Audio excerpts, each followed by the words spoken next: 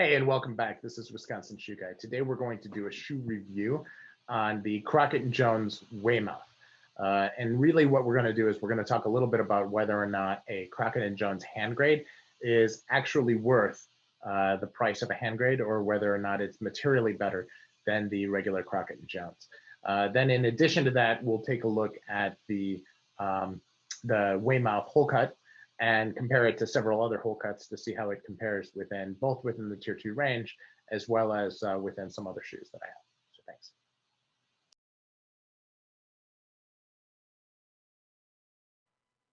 Welcome to Wisconsin Shoe Guy.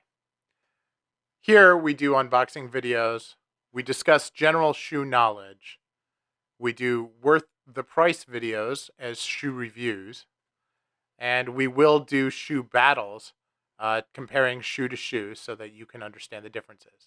I also speak to experts in the field.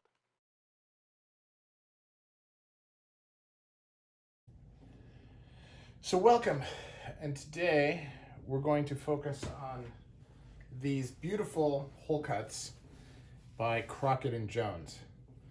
This is the Weymouth. This is actually the Weymouth 1, as you can see from the medallion that's on here. This is part of the Crockett and Jones hand grade line. And if you open it like there, you can see the hand grade label. And they have a full-length sock liner. They have a blind stitch sole, and they have the special marking there and a slight bubble in the waist. The rest of this is pure Crockett and Jones. The leather upper is supposedly made from a higher grade leather. I can tell you that the hand grade shoe trees are a little bit narrower than the regular shoe trees, and the shoes themselves are actually a bit wider, which is a little strange. Okay?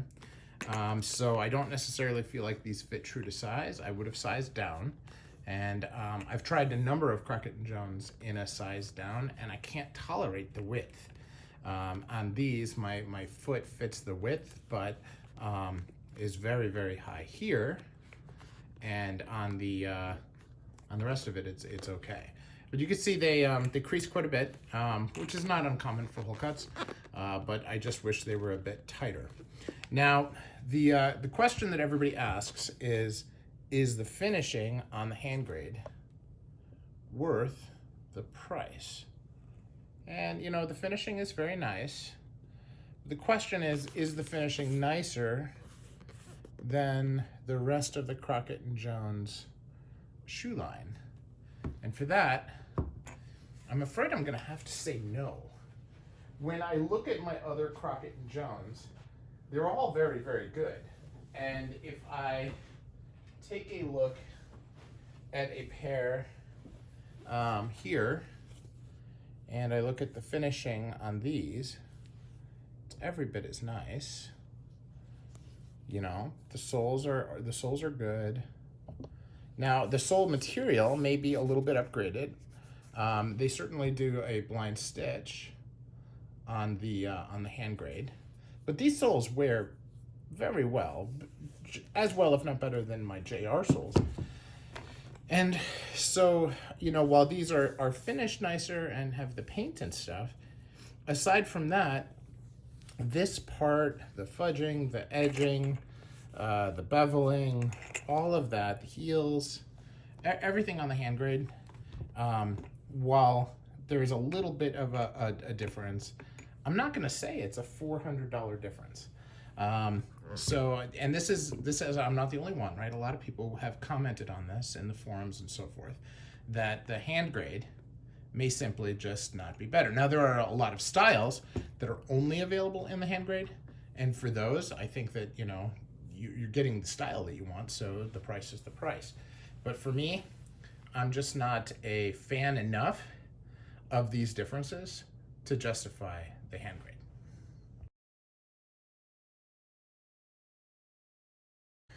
So how does the Crockett and Jones Weymouth compare to other Wholecuts in the range? and where does it sit? So I've got a number of Wholecuts to compare it to today. So I have the Weymouth. This is a Meccariello, an Enzo Bonafe. This is a Kingsman by Cleverly. This is a Loake. This is a Meermin, hand welted, and this is a Michael Darren. So as we look at them, I suppose the first thing we look at is leather quality. Okay, now this is a tier 2 shoe, and most of these are also tier 2 shoes, right? The Meccariello, the Enzo, the Cleverly, and the Loake export grade are all tier 2 shoes. Now, from a price perspective, the Meermin hand grades would probably fit into the tier 3 if they were MTO, but because Meermin normally is in tier 4, I leave them in tier 4, and the Michael Darren is also in tier 4. From a price perspective. Now, from a quality perspective, again, looking at leather alone, the leather on the Crockett and Jones is very much on par with what the leather on the Meccariello. Now, the Meccariello is a hand patina to create this museum calf look, and that is very different. This is a custom patina that I had done on the Enzo, so that's really hard to compare. This is actually in Yoko calf, which is super, super soft, and really has a beautiful patina all on its own. So I'm going to say that this is also on par. This is suede, which is very, very hard to compare, but also very, very high quality. So we'll leave it at that. The Loake, while it's in navy, also very, very high quality, export grade. They grab the best leather they can get, so pretty good. The Meermin, this is not your calf, and I feel like this is also very, very high quality. So I'll say that that's on par as well. And then the Michael Darren, while, this is, half the price, the leather quality is very good, but the upper, I would say, is going to be a level below. The lining is definitely a level below. So that would be a mark down there, and a mark up really for the Crockett and Jones. But you would expect that. Again, you're paying double, for the shoe or more, depending on how you look at it. These are going to run around $350. The hand grades, if you look on the Crockett and Jones website, are almost $1,000, right? So you've got to kind of look at that with a grain of salt, though, because you can get them for less depending on how you shop. Now, let's look at the other pieces, right? So let's look at insoles. Now, insoles is something that you don't necessarily hear me talk a lot about on the channel.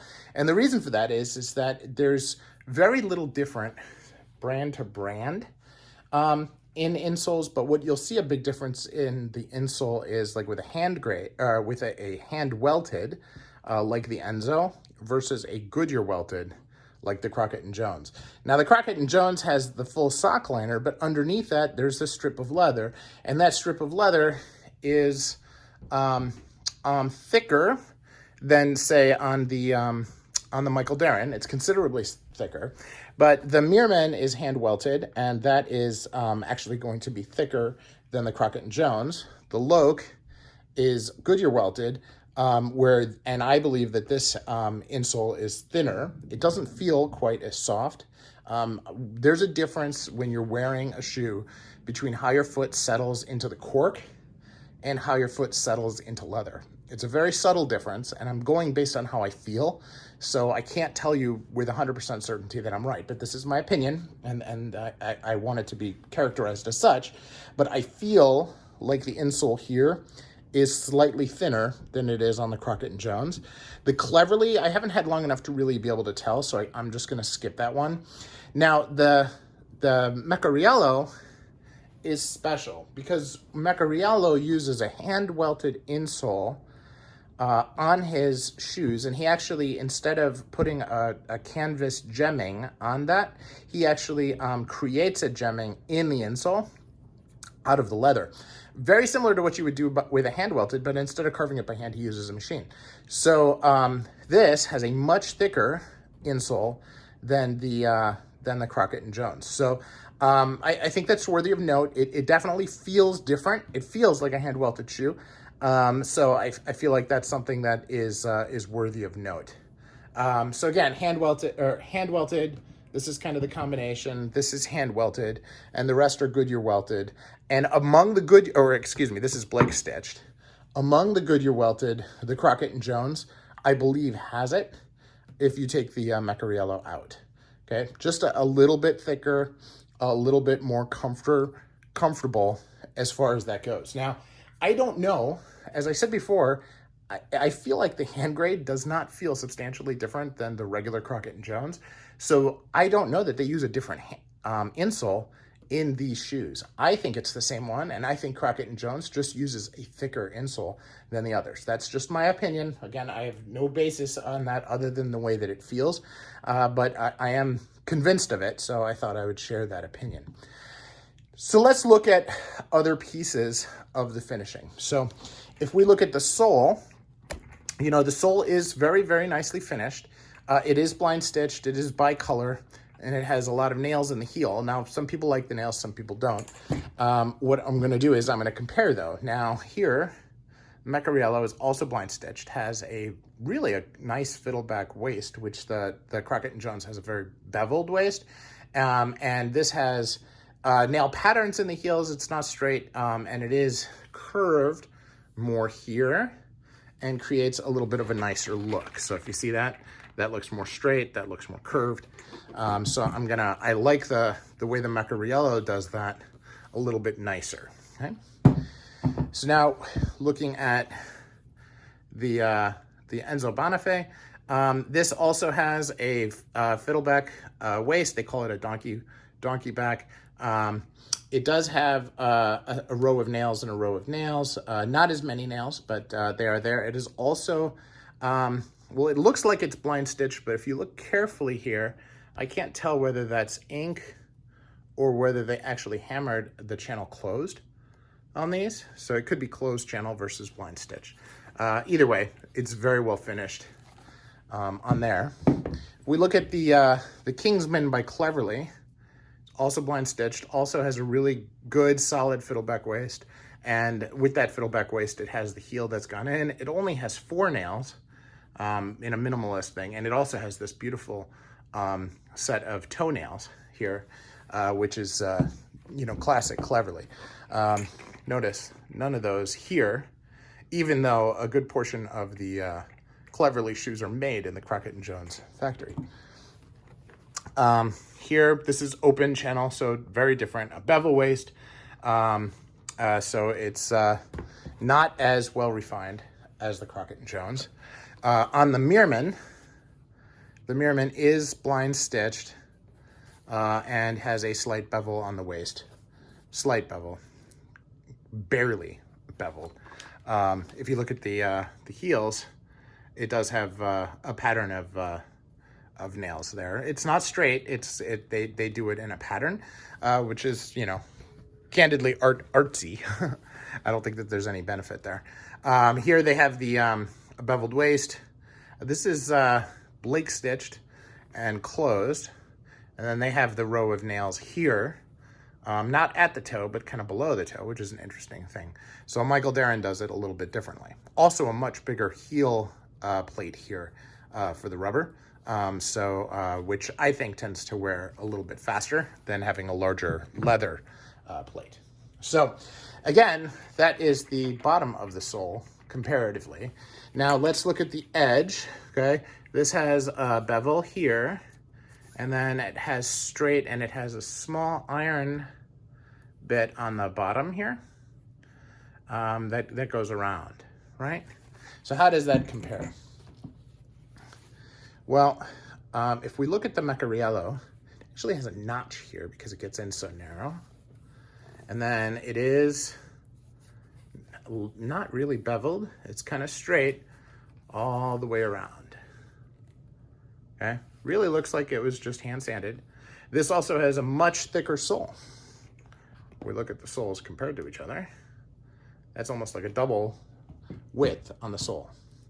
Okay, so that's stylistic, but it also carves it down on the fiddleback, and so that's part of how they do it. Here, this is a single sole, and no bevel on that side, just straight. No muss, no fuss there. Look at the Cleverly. This has a groove. It's basically cut in, so it has a little lip at the bottom. Has a bevel on the inside, but not really on the outside. And so that's an interesting thing there. You can see the edge of the bevel where it goes to the iron and then to the bevel. But again, that's just the inside. We look at the Loake. Same thing, has the bevel on the inside, has the ridge on the outside, and this has the bevel on the outside as well. All right. We look at the Meermin, and there's no finishing on the edge at all. It's just sanded, and not sanded like the Meccariello, right? It's a lot rougher. So that's just part of it. Also notice that like the Norwegian welt is kind of flush with the sole and then it's above the sole. That's the kind of thing that, you know, you're not paying for those type of details in a Meermin to be flush all the way around. So that would be the type of thing that you would see different there. And then here on the Michael Darren, it's beveled at the waist and then flat, nicely finished, and then beveled at the waist on the outside as well. Okay, so so you can see there's some differences in the approach that they take. Last thing we're going to look at is going to be the outside fudging. We're going to look at this on the toe, where I think it's easiest to see the fudging. All right, and you can see this is on the Crockett and Jones. There is fudging, but it is subdued, and it's not. You know, it does cover the stitching though, so it's hard to see the stitching, which I think is good. That they did a nice job with that. It's not very profound. If you look here at the Meccariello, you can see in certain angles, you can see the fudging. It almost looks like the stitching, sorry, but it is actually fudging. On the Enzo always does a nice job with this, and you can see it there, plain as day. Now, with suede shoes, they often just don't do fudging at all because they think that fudging, in my opinion, I think they think fudging is more of a formal trait, and so since it's an informal shoe, they don't do it. Loake does not do it. Meermin does it, but they use very, very thick fudging wheel, which is very, very different. Not aligned with the stitching. The stitching is denser than the fudging wheel. This fudging wheel is probably good for like an Alden Edmonds where the stitching is further apart. But for this, it doesn't really hide the stitching very well at all. And then on these Blake Stitch shoes, there's no fudging because there's no welt. So that's obviously very different. So that is the comparison of the Crockett and Jones hand grade hole cuts with some other tier 2 and tier 4 hole cuts. I hope you found this beneficial and am looking forward to your feedback. Thank you.